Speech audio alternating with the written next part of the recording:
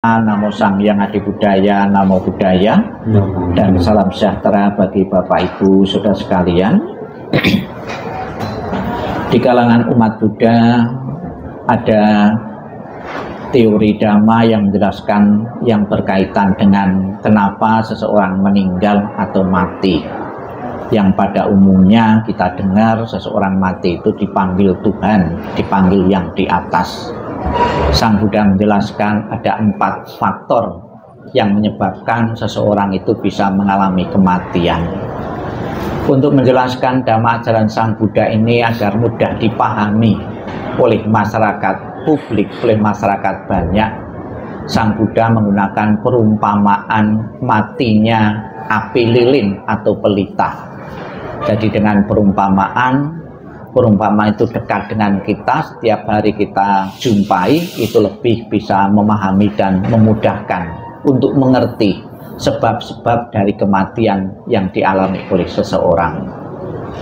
Yang pertama, api itu bisa mati, api lampu atau pelita atau lilin itu bisa mati karena 4 faktor. Yang pertama, faktor karena minyaknya habis, itu apinya akan mati. Kemudian faktor kedua, karena sumbunya habis, itu apinya juga mati. Kemudian bareng bersamaan, ya, minyak dengan sumbu bersama-sama habis, itu apinya juga mati. Dan yang faktor keempat, karena tertiup angin. Sang Buddha ingin menjelaskan damanya dari keempat itu. Ada orang yang mati itu karena batas usia rata-rata manusia sudah habis.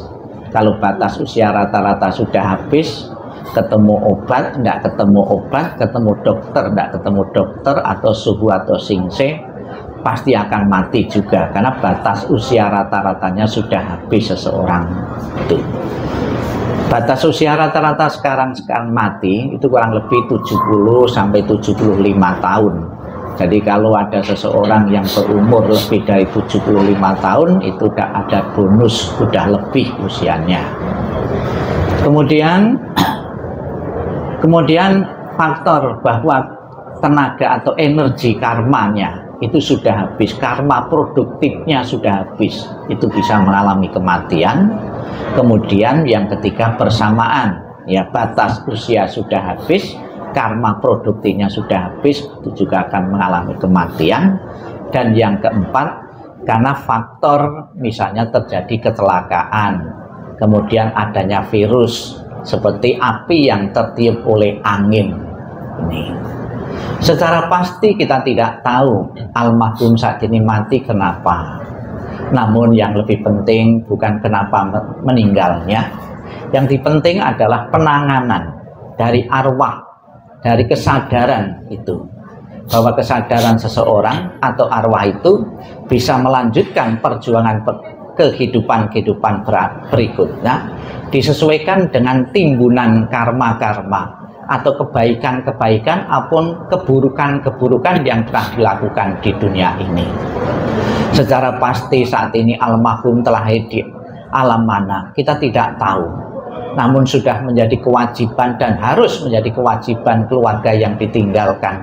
Kita berharap, berdoa agar almarhum telah di alam-alam bahagia.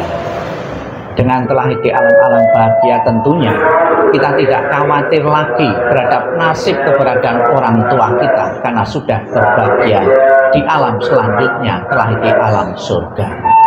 Maka bayangan pikiran manusia, keluarga yang ditinggalkan, harapan manusia yang ditinggalkan agar orang tua yang meninggal telah di alam bahagia melalui beberapa cara telah kita lakukan. Yang pertama, kita memohon berkah pelindungan dari Buddha Amitabha. Tadi kita bersama-sama kemarin, saat ini, dan besok pun kita akan berharap memohon berkah pelindungan dari Buddha Amitabha yang bertakhta sebelah barat. Di dalam janjinya beliau yang ke-18 mengatakan, barang siapa menyebut namaku, mengulang namaku, ya, maka apabila seseorang itu meninggal, akan kujemput dan telahkir atau kubawa di alam surga sucinya, yaitu surga Sukawati. Sudah menjadi tujuan dan harapan setiap orang, setiap agama. Hidup bahagia, sejahtera, panjang umur, kalau mati masuk surga.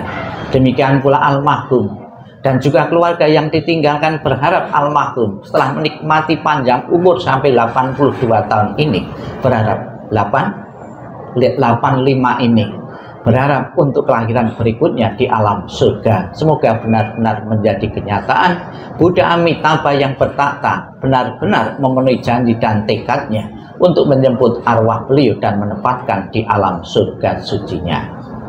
Kemudian di samping agama dapat kita lihat, di samping rumah-rumahan, di samping peti ada rumah-rumahan. Itu juga sebuah doa, sebuah harapan dari keluarga yang hidup kepada yang meninggal. Kita lihat rumah di situ megah dan mewah. Sepeninggalan almarhum, kehidupan saat ini bisa menempati, bisa mempunyai rumah sebagus dan semewah itu.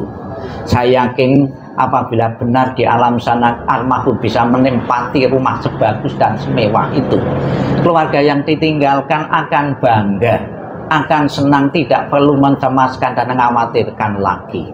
Namun apakah benar-benar almarhum akan menempati rumah sebagus dan semewah itu? Tergantung dari beberapa faktor.